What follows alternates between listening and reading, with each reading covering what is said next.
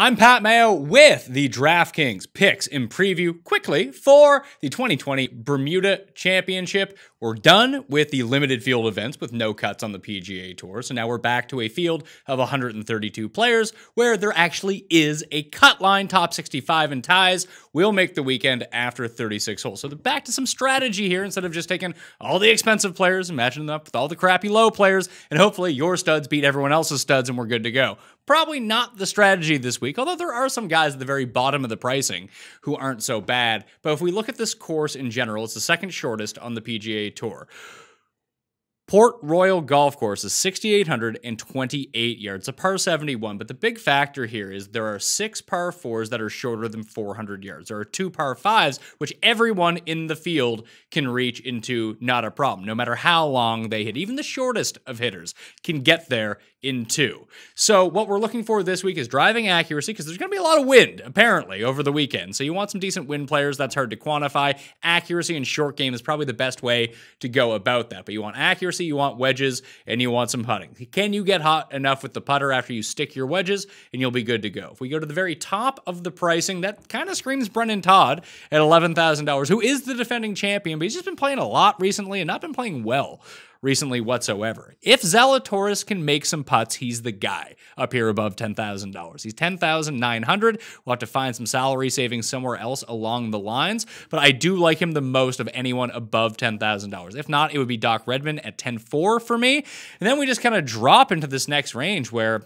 honestly, everyone in the $9,000, not great. Not great at all. Stenson is the best.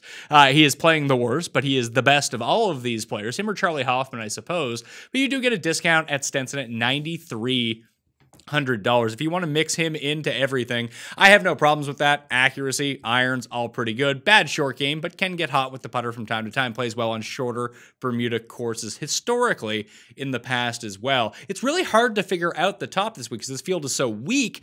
Just look at the very top end guys. When Emiliano Grillo is above $10,000, you don't have the strongest of fields. So taking a balanced approach could be sensible, or even playing like a hybrid stars and scrubs where you go 2 guys in the 10s, then just drop down to the 7s if you want to. But in the 8s, there are 3 guys I don't mind. Justin Suh at $8,700 is someone I can definitely get behind. Scott Piercy, good in the wind, birdie maker coming off a good week, $8,500. Everyone in the world this week is going to be on Adam Schenk at that price point at $8,100. I'd rather just go $100 cheaper and go with Pat Perez in that standpoint. And then the guys I really like are right here at the bottom of the page. Russell Knox, $7,600. Brian Stewart, $7,500. Skylar Hoke from FTNDaily.com. Talked me into Patty Harrington. Just a little bit of exposure. $7,700. Playing really well on the European Tour right now in his past 3 starts. Dominates on windy courses historically. And why else would he be here if he didn't think he had a pretty good chance of winning? Once we go lower than that,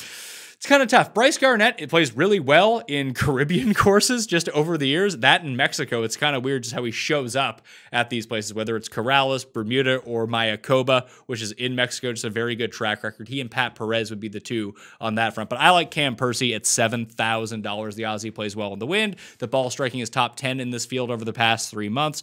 So that is a route I would go. And if you do want to drop down and save the ultimate amount of money, Chris Baker at $65 is definitely in play, as is Ricky Barnes for me. But I truly do like Camilo Villegas. If you believe in recent form, he is massively underpriced at $6,400 and in the betting market at 225 to 1. But he led Sanderson Farms tee to green, and then actually gained 3 strokes on approach the following week, despite missing the cut at Shriners. A lot of people had problems at Shriners, but if you're going to get that sort of consistent ball striking and an immaculate around the green game, granted his putter is very cold right now, but historically putts better on Bermuda surfaces, $6,400 is very intriguing for a guy with that much upside. Good win player as well, Camilo Villegas. So that's where I would go for the very anchor of my teams if you do want to go stars and scrubs. Most people are probably going to cap their lineups with Cameron Percy at $7,000. Don't have a problem with that, but if you did want to dive deep, it would be Camilo Villegas for me. My entire cheat sheet is up at dkplaybook.com right now. Plus, you can always use fantasynational.com/Mayo to get yourself the best stats, the best tools, ownership projections, and lineup generators around. Highly suggest you check it out, especially with the Masters upcoming 2 weeks' time, all right? I'm Pat Mayo. Good luck this week.